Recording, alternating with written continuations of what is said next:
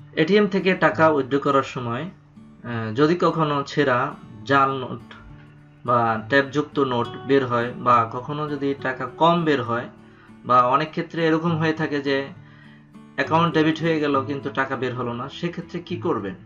তো আজকের ভিডিওতে আমি আপনাদেরকে সেই বিষয়ে পরামর্শ দেওয়ার চেষ্টা করব। এ ধরনের ক্ষেত্রে মোটামুটি সব ধরনের ব্যাংকই একই ধরনের নিয়ম বা প্রসেস, যেভাবে সমস্যার সমাধান করা যায় মোটামুটি একই ধরনের। সেক্ষেত্রে যে কাজটি করতে হয়, কাস্টমার কেয়ারে ফোন দিতে হয়, ফোন দিয়ে অভিযোগ জানাতে হয়।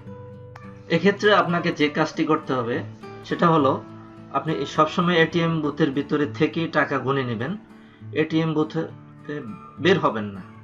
বের না হয়ে আপনি যদি ছেঁড়া টাকা বের হয় বা জাল নোট বের হয়, তাহলে এটিএম বুথে সিসি ক্যামেরা থাকে, সেই সিসি ক্যামেরার দিকে নোটটি ধরবেন বা দেখানোর চেষ্টা করবেন, এবং চাইলে আপনি সিকিউরিটি গার্ডকে ডেকে দেখাতে পারেন।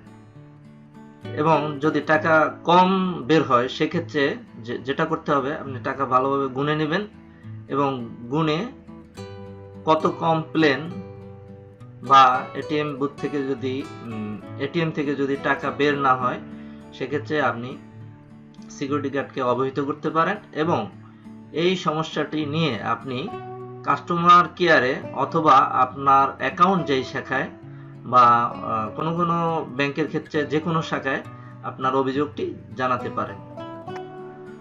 কমপ্লেন দেওয়ার পরে সংশ্লিষ্ট ডিপার্টমেন্ট সিসি ক্যামেরা যাচাই বাছাই করে দেখার পরে বা অ্যাকাউন্ট ব্যালেন্স, এটিএম ব্যালেন্স যাচাই করার পরে আপনার সমস্যাটি সমাধান করে দেবে।